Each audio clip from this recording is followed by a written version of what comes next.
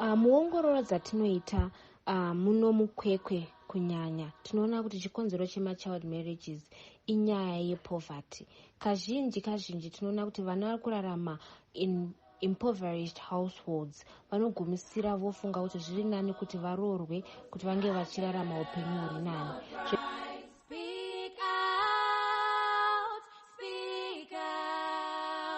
You have a voice, just speak it out. Oh girl, we are girls, not brides. We know our rights, we speak them out. 34% of girls in Zimbabwe are married before the age of 18, and 5% are married before their 15th birthday, while 2% of boys in Zimbabwe are married before their 18th birthday. Child marriages have become common in Zimbabwe, especially during the COVID-19 lockdown. Hello and welcome to this episode of Child Marriages in Zimbabwe.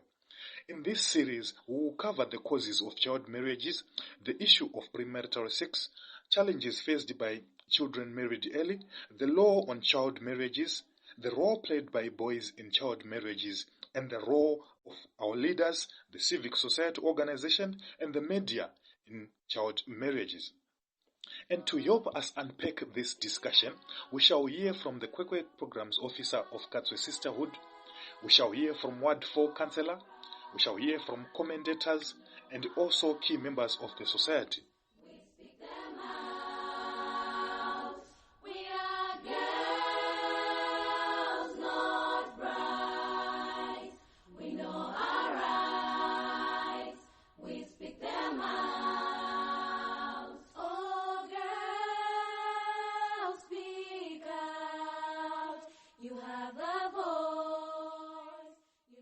Vadiwa vateereri, regai titange chirongwa chedu nekunzwa kuti icho chiri kumboita kuti kuroorwa kwevana vadiki kuwande kudai chii chaizvo.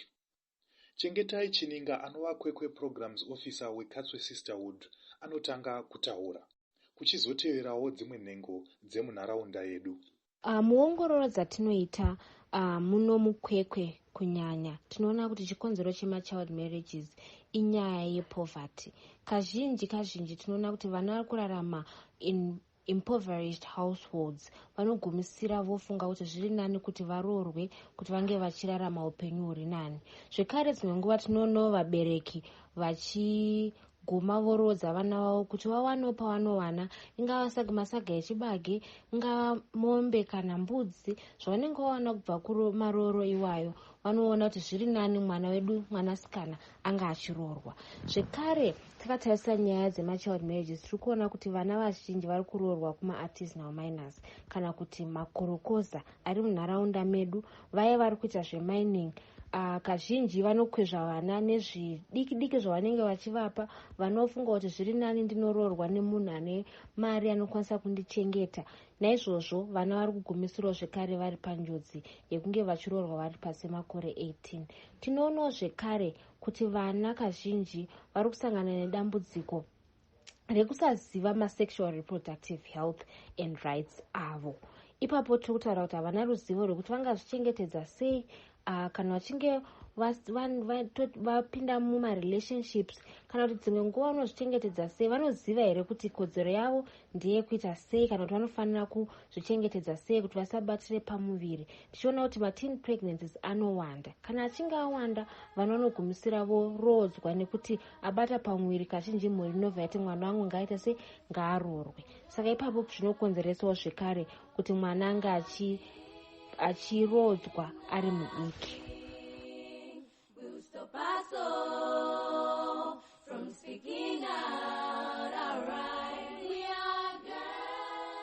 Nyaya iyi inyaya yakakosha zvakanyanya.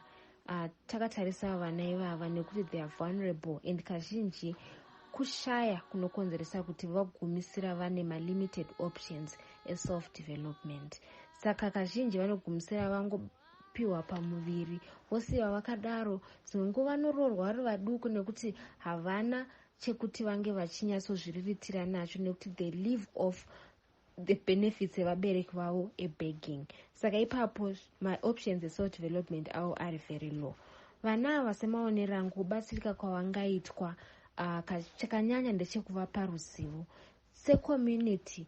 Dzimwe nguva maorganizations akaita sema-NGO anokwanisa kunge asina ma-specific programs anotageta vana ava, asi kana tichiona kuti pane dambudziko, there's a gap yevana ivavo vari kusiyiwa vasina ruzivo, ngatiedzei as a community kuwana ma-strategies ekuvakwanisawo nguva yekuvaunganidza kana kuvapa ruzivo through ma-street campaigns, tichifamba tichivapa ruzivo rwekuti vange vachiziva kuti vangazvichengetedza sei kubva kunjodzi dzakasiyana-siyana dzinowanikwa pamusaka pekumbunyikidzwa kodzero dzavo, dzimwe nguva nekuti vanenge vasitorina ruzivo, nekuti they are usually left out because they spend most of their time mumastreets. Saka as communities we have a role to play kuvapa vana ava ruzivo, uyezve zvakare kana tichikwanisika kuti tinge tichiwanawo zvikwanisiro zvatinazvo zvekuti vana ava vange vachiwanawo something kuti vange vachikwanisa kuenda kuchikoro kana zvichigoneka, kana pachikwanisa kuitwa mafundraising kuti vana ava vange vachiburiswa mudambudziko ravari, nekuti kana zvakamira saizvozvo vachirarama off the begging yevabereki vavo, kazhinji the cycle of poverty will continue going round and vanoramba vachizvarana vari mumastreets imomo pasina ruzivo rwakakwana. Ndikona kuconcerna child marriages inyaya yekuti vamwe vabereki havana nguva nevana vavo chaiko. Hamwe havana nguva yekutogara nemwana uchimudzidzisa wekuti so semwana asikana, uchimudzidzisa kuti ngazvidai so usadai. Vamwe havana nguva nayo, saka ndozvamunongoona mwana anongoita chero zvavaita. Mumwe ato nevabereki vakakwana chaiko, vamwe vabereki havawani nevana vavo nguva. Vamwe atokuchita mwana mudiki, but chero mwana ari muzera ripi, ari mudiki kudaro, anotoda kurayirwa zvakasimba. So imwe nyaya iyoyo yekuti vabereki ngavawanirewo vana nguva navo, kugara navo pasi, kutombovadzidzisa chaizvo zvakasimba. Chokwadi panyaya yevabereki inyaya yakakosha zvikuru, nekuti vabereki iko zvino ndo chikoro chiripo. Kana takatarisa the family unit ndiyo chikoro chiripo nekuti tiri panguva yelockdown. Sevabereki zvakakosha kuti vabereki vange vachiwana nguva yekutaura nevana vavo, nekuti dzimwe nguva tinogona kufunga kuti mwana uyu achiri mudiki kuti azive nyaya dzakati, asi tinge chigadzira time bomb. Mwana iyeye anoguma akuita zvinhu asingazive, zvozokonzeresa kuti mwana apinde munjodzi yekubatira pamuviri oguma orodzwa. Saka the family is very important pakukudza mwana uye pakudzivirira machild marriages iwayo. Takatarisana nenguva ino yeCovid-19, chimwezve chikonzero chatiri kuona ndechekuti vana vedu vari out of school for a very long time, vari kuwana nguva yakawanda vari kumba nenyaya yekuti tiri panguva yelockdown. Izvi zviri kukonzeresa kuti vana vazhinji vafunge kutsvaga entertainment through engaging in early sexual debuts. Kana dzimwe nguva vanogona kuguma votadza kuteerera vabereki nekuti vari kuswera vari kumba, hapana ruzivo rwavari kuwana kubva kuchikoro. Saka zviri kukonzeresawo zvekare kuti vana nemhaka yeCovid-19 vana vari panjodzi yakanyanya yekufunga kuti varoorwe kana kupinda pamisikanzwa inozoguma yoita kuti varodzwe vachiri vadiki. Saka nguva ino yeCovid-19 inguva yaikonzera kuti machild marriages awedzere zvakanyanya munyika yedu yose, nekuti vana kazhinji havana ruzivo rwavari kuwana kubva kuzvikoro. Vaberekiwo zvekare nenyaya yematambudziko arimo munguva ino vanokwanisa kunge vachinetsekana kuti vakwanise kubatsira vana vavo, vachiswerawo navo vachivapa ruzivo rwekuzvichengetedza. Saka naizvozvo ndio rimwewo dambudziko riri kusanganikwa naro munharaunda dzedu. Kansela Mesiranga avo veward 4 mukwekwe vanounza nhau yepremarital sex, vachiti ivo pane zvakawanda zvinofanira kuti zviitwe kuti nhau iyi igadziriswe. Vamwe vavo vanotsinidzirawo kuti nyaya iyi inoda kugadziriswa kuti kuroorwa kwevana vadiki kupere, kupfurikidza nekupa vana dzidziso yakakwana. Ini maonero angu, dambudziko redu ratiri kusangana naro nderekuti what have we done as a community kuti tiite stop premarital sex. Chii chataita secommunity kuti tikwanise kumisa chinhu chinonzi premarital sex? Ndo pane first step yedu Because childhood marriages inenge yatove an aftermath. Vana vato engage into sex before. Saka indoona donzo redu ngarive pakuti tiite advocate against premarital sex. Ndo chinhu chekutanga tisati tapinda into child marriages. Tikakwanisa kuita advocate for against premarital sex, I think ndo panotangira nyaya yedu kunyanya. Panyaya yataurwa nakansela apa inyaya yakanaka zvikuru, ende ndicho chishuwiro chedu chekuti vana vange vasingaengage in premarital sex. Hongu I think makore adarika paiva nenyaya yakanyanya yaitaurwa pamusoro peabstinence. Tichida kuedza kuti vana vange vachirega kuenda pabonde. Hongu is still the gospel that we are preaching, asi hazvirevi kuti vana ava vanoteerera. Ndofunga tinoziva kuti kunyange bhaibheri redu rinotaura kuti premarital sex haibvumirwi. Zvekare kana takatarisa nharaunda yedu hazvisi zvinhu zvinotambirika, asi vana vakuramba vachizviita, zvichireva kuti dzimweni dzenguva kana chinge taona vana vedu hativakurudziri kuti vange vachiita izvozvo, asi ngativape ruzivo rwekuziva kuti zvakaipirei zvavari kuita. Mutemo, pane mitemo mizhinji yatinoziva iripo, asi kazhinji tinoona kuti vanhu vanoityora kunyange vachizviziva kuti mutemo uyu uripo. Zvakafanana nekuisa mutemo iwoyo wepremarital sex. Hongu mutemo uripo, asi zvinoreva here kuti vana vachange vachirega kuzviita. Zvakakosha kuti vana tivape ruzivo on their sexual reproductive health and rights. Vazive kuti zvakamira sei kana vachinge njodzi yacho yakamira sei kana vachinge vaengage in premarital sex. Uye kana zvichinge zvaitika, nekuti pavanozviita havatitauriri, tozongoona zvaitika yava mimba. Saka zvakakosha kuti vana ava tinge tichikwanisa kuvapa ruzivo rwakakwana kuti vange vachizvichengetedza from all the dangers that come with premarital sex. Premarital sex iri kuitika pakati pevana vadiki pachezvavo, kazhinji iri nyaya yemisikanzwa chaiyo uye kushaya ruzivo pamusoro pekuti zvakaipire kunge vachiita premarital sex. Asi zvekare takatarisa pakati pevana vadiki nevanhu vakuru iri kuitikawo zvekare ine mabenefits pakati. Usually we call it transactional sex, nekuti it's sexual intercourse that is based on zvaachawana mwana yeye after having that sexual intercourse. Saka ndo imwewo mhando yepremarital sex iri kuitika, asi dzose dziri dziviri dzakatekeshera panguva ino yatiri. Yeah, I support you my sister on this one. Tinofana kutanga tadhila nenyaya yepremarital sex. Inchandoona chakunyanya kuti girl child vakuda mari. Vana vadiki vari kuengage into sex nekuda kwemari. Of which mari yacho yavari kupiwa it's nothing. Mari diki kuti mwana wako atore upenyu hwemwana hurasike. Say this time yema-lockdown, vana vatova wild, vana havachateerera mari. Mwana akungoti akangoona uchimukorokoza chatongoitawo mari, akutoengage into sex nemukorokoza uya nekuti ada kupiwa mari. Plus internet chaiyo yakuita kuti vana vedu vade zvinhu.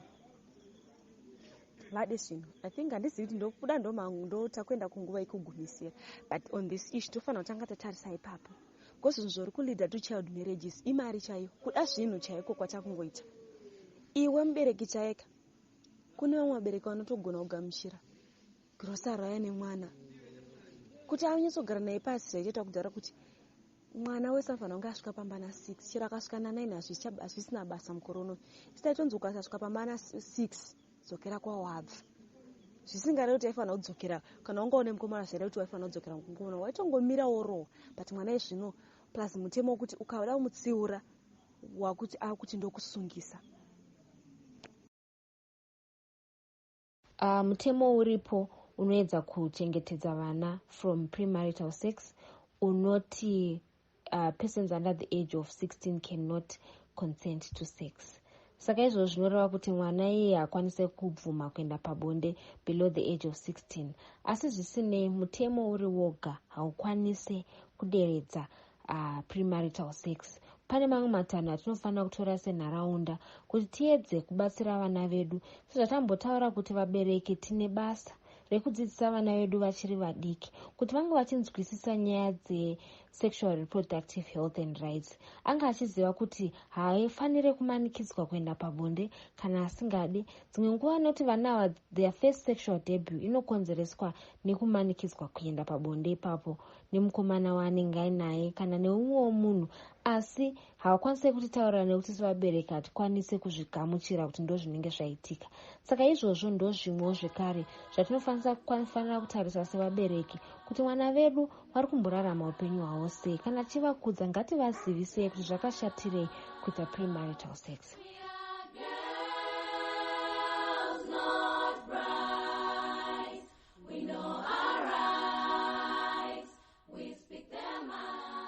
Okay, panyaya transactional sex tikutaura kuti there's a definite motivation to benefit materially from the sexual exchange.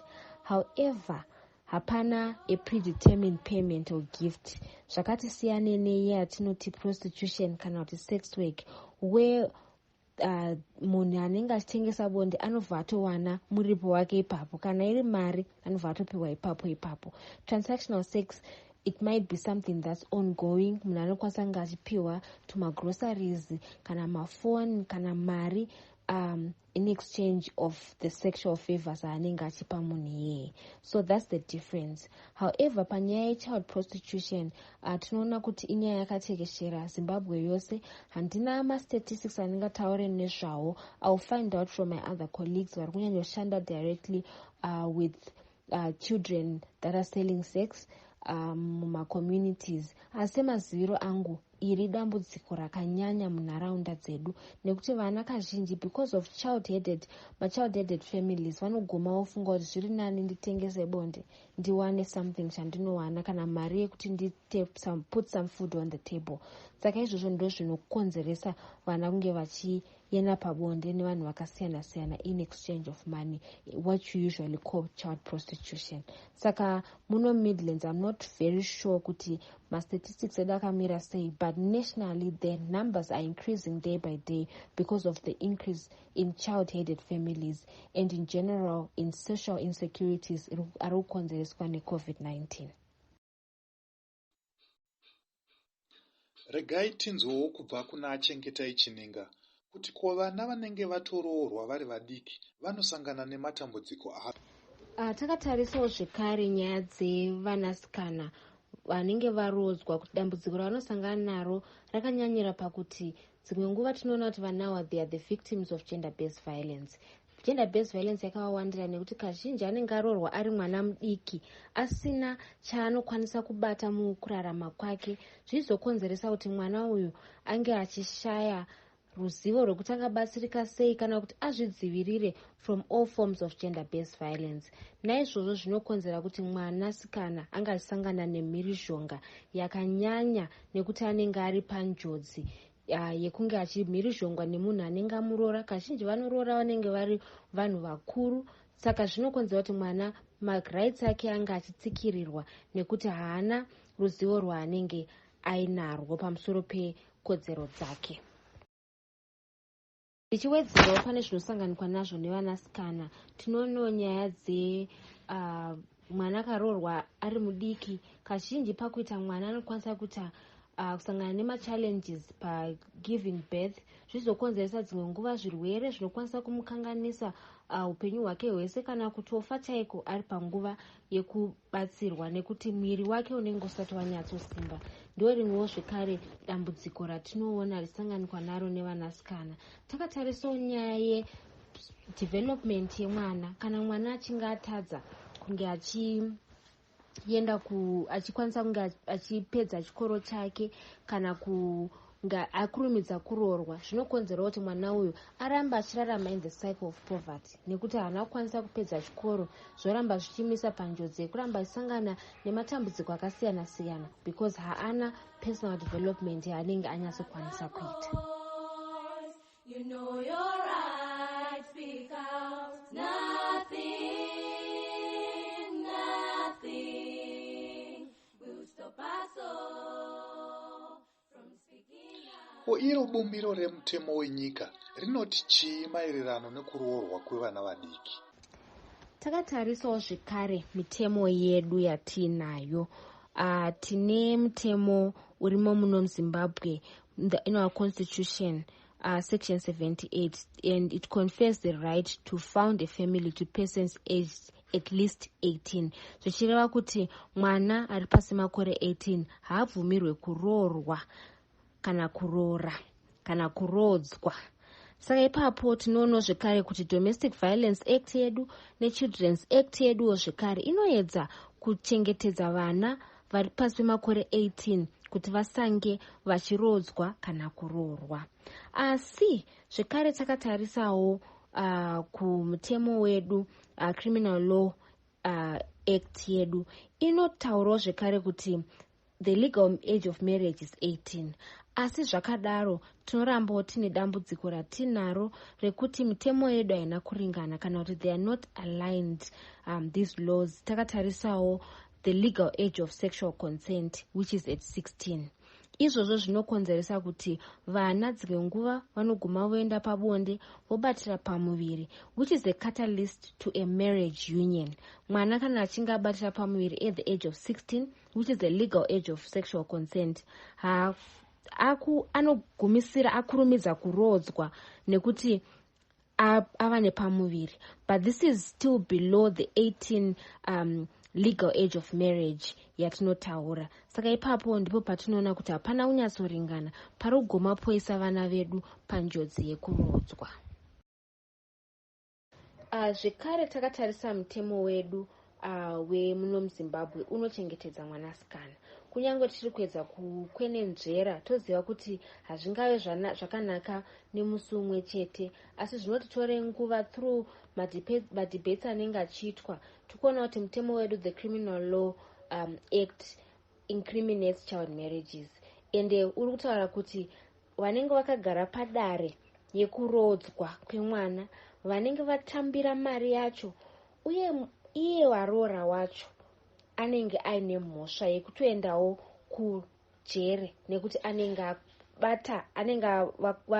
infringe marights emwanasikana. Saka izvozvo zvinova zvinhu zvakatinakira nekuti tiri kuona kuti vari kutorodzwa, even matraditional leaders edu, they at the forefront kuda kuedza kuderedza mhirizhonga yakadai iri kuitika. Commentator and analyst Pardon Mlambo says, it is always going to be a struggle for the girl child if the boy child is not educated on these issues as well. Mazhinji ari kuitwa munyika muno anongori girl child, women and girl child. Women have been disadvantaged, the girl child is being disadvantaged. And I think imwe mindset atina ndekuti tinoita mastudy pa wrong place, then toasuma kuti nyika yose ndo zvairi kuita. Tinoasuma kuti mukomana is privileged in everything, anowana nguva yekuverenga, anowana nguva yekuita chichichi. It's because tikuita mastudy edu tiri kutarisa tiri muno mukwekwe, muno mamavheni, muno mbizo. We don't even look beyond kuti ngatiase mwana ari kurarama ari kureserva nguva iyo nekunaya kwemvura, kuti mukomana ungaenda sei kumunda nekusango nebhuku, anonoriverenga papi, musango macho mune nyoka mune chinyi. So zvimwe kuti maorganization ari kuuya anouya akapakeja epakeji yekumusha kwavo kwavakabvawo, vachiita marong study, uya kuita study yavo ari muno mamavheni. Yes, anobuda sekuda kwavo, asi chokwadi chekuti kana tichida kuti tiadrese chinhu, we don't address one side and leave the other side riri kusango. That girl child, the reason why achingoramba ari pa problem is because the boy child is not educated or is not informed better. Zvoreva kuti boy child achangoramba ari monster, girl child achitaya kuva better. Izvozvo hazvishandi. I remember imwe study yakaitwa handichayozva NGO yakazviita, but Sadhana Slovenia, where they were paying for the school fees for the girl child. But end of the holiday, each holiday, vaiwana maschool dropouts emapregnancy. Asi mwana akabhadharirwa zvese kuchikoro zviriko, uniform anayo, mabhuku, everything anazvo, ari a girl child. But chaikonzera chii? The boy child aidropa kuchikoro. The only thing chaigona kunoita mukorokoza kana kuti unotanga kufudza mombe. Patanga kufudza mombe akutoita mari mari iyo anobva aidzokera kugirl child. Yes, adzidziswa but here is somebody atova ne-financial power. So I think even organizations, if I want a balanced eye, you don't teach the other side to be against the other side. Izvozvo hazvishandi because takanzi naMwari we complement each other. Saka indoona sokuti let's target the all vana vedu, totargeta even all vana baba nana mai. Pese pamunofungidzira kuti let's give information, let it be a correct information inoenderana nekuti isusu tiri maZimbabweans kana tiri maAfricans. Kwete ndi package a program yekuAmerica iwe a marriage is just a symbol, a ring and a ring, whereas in Africa a marriage is between two families. Zvichireva kuti pane a cultural exchange, whereas kuvarungu is different. So if we package our information takatarisa kuti varungu ndo chaivo vanhu vatema hatizi, we end up tamu wrong flora, takutanga kubudisa zvinhu zviri wrong. I know kuti izvo ndataura izvi kuna vamwe vari kufunga kuti no uyu munhu akutidzosera kuchinyakare. Handisi kudzosera kuchinyakare, asi remember kuti we remain Africans, and if you want to be Europeans, let's not fight for the girl child, because varungu vane nziro dzavo dzavanoshandisa dzokuti vasasvika ipapo. Okay, panyaya kueducate the boy child, it is very very essential panyaya dzekuchengetedza upenyu hwevanasikana vedu kana madzimai munharaunda. Kare taive neyataidaidza tichiti gender mainstreaming, iyo yataishanda nemadzimai nevanasikana chete, asi zvakazoonekwa kuti izvi hazvishande. We need to include varume through what we call the gender transformative approach. Saka mwanakomana nevanhurume zvakakosha kuti vange tichishanda navo, ende zvinhu zvinogoneka zvakanyanya. Chamwe chatinoshandisa mukushanda kwatiri kuita nevanhurume is through using chekutanga machampions varume munharaunda, ndo vatinoshanda navo kuti vape vamwe varume ruzivo. Toziva statement yekuti simbi inorodza imwe simbi. So let's identify those role models mucommunity. Kana vari vanakomana, let's identify vakomana vanokwanisa kupawo vamwe vakomana ruzivo. In that way, it's very possible. Kana vari macommunity leaders edu, let's champion them, let's give them information. Vazorodzawo vamwe vanhurume munharaunda. Kana vari vatungamiriri vemachechi, ngativape ruzivo. Kana vakusangana kunana baba, voziva kupanana ruzivo pachizvavo, kazhinji zvinowanzobatsira. So it's very possible to educate the boy child mukushanda kwedu. Intoda kungowedzerawo veplan are also vari kuita the boy child as well. My son is in the ari munenge mugroup racho reboys, which they are teaching them what to do and what not to do, which is very good. Plan is really coming in nice, but I think vari kutora limited number in a different, handisi kuziva kuti vari kuzvifambisa same awards avo, but my son is in the thing, in the group yacho, which it helps so much. Now with the food, type of food we are eating, the hormones are kicking in with the young girls and young boys. Internet is also killing the children. But us as parents, honestly, where would you be? Where would you think your child is at 5 o'clock, 4 o'clock?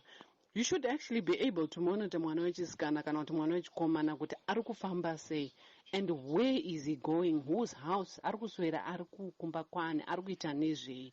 And also isusu vabereki hatifaniri kuvanza. We should never ever, we should tell them exactly what life is going or what's happening in life. Do not be afraid. Isusu madzimai izvozvo zvanga chinzi manana tete vanana sekuru, they are no more taking in mama roles avo.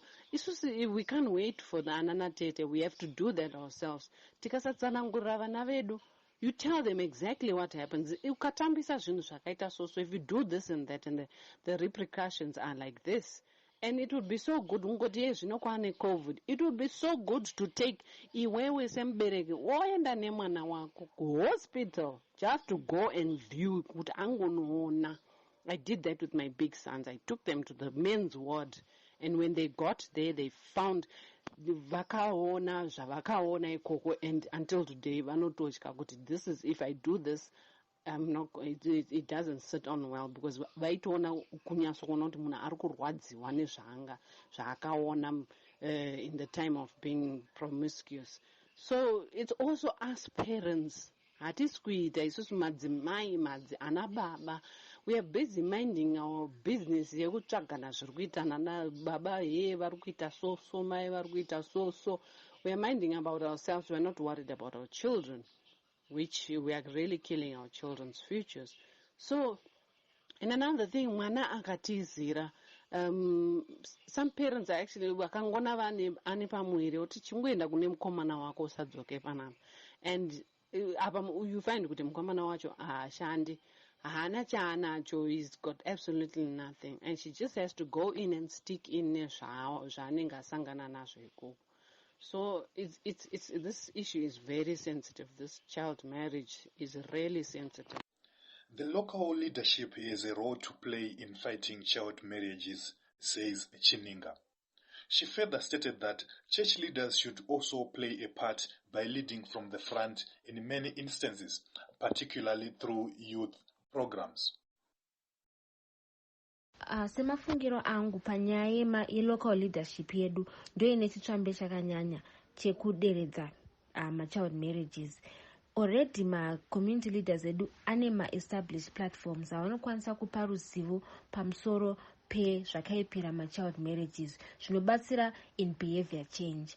Asiwo zvekare takatarisa panyaya dzekuti ivo sevatungamiriri venharaunda ndivo vanokwanisa kukwiridzira ruzivo rwenharaunda pamusoro pemutemo uripo panyaya dzemachild marriages, uye ndo vanokwanisa kupasa atinotiwo mabylaws emunharaunda avanotoziva kuti kubhuku rekwanhingi ukabatwa uchinge warodza mwana unoripa zvakati uye unotoenda kujeri. Ende izvozvo ndo zvimwe zvinhu zvakakosha, nekuti dzimwe nguva tiri kuona nyaya dzichiitwa makangaroo courts, nyaya yoripiswa kana dziri mbudzi, nyaya yonyararwa, asi zvatutaura nezvekuti arodza mwana ngaaende kujeri. Ende nharaunda yedu, macommunity leaders edu akafambisa nyaya iyi zvinobatsira kuderedza mhirizhonga iyoyi. Panyaya dzekupa vanhu ruzivo munharaunda, I think imwe nzira yatinokwanisa kushandisa ndeyemachechi.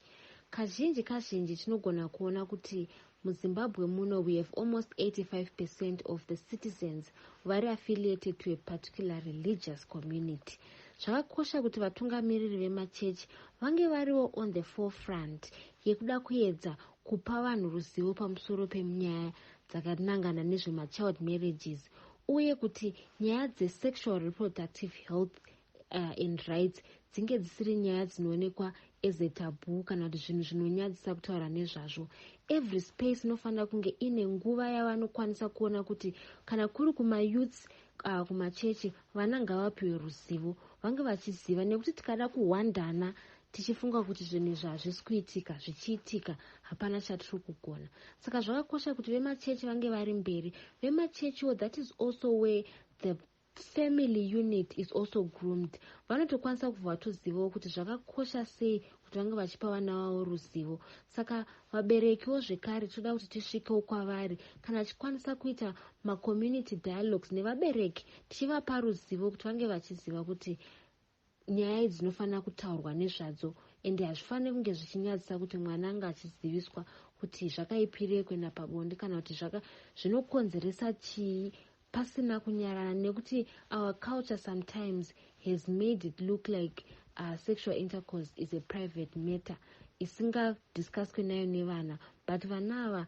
because of technology vakuziva zvinhu zvakawanda. Saka ngatiedzeni patinogona the family unit, the religious leaders in the faith communities vange vachibatirana pamwe chete kukudza vana vachinge vachiziva zvinhu zvakasiyana siyana mukurarama kwavo zvinovabatsira kuti vange vachizvidevelopa zvakanaka.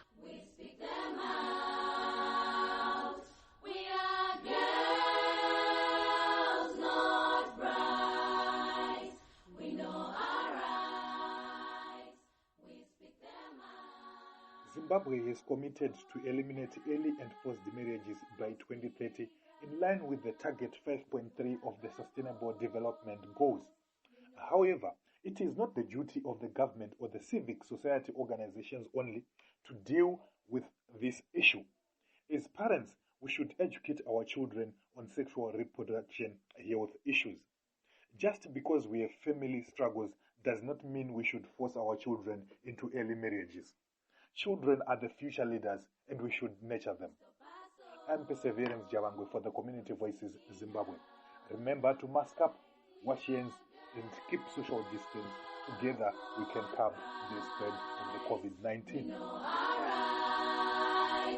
We speak them out. We are girls, not brides. We know our rights. We speak them out.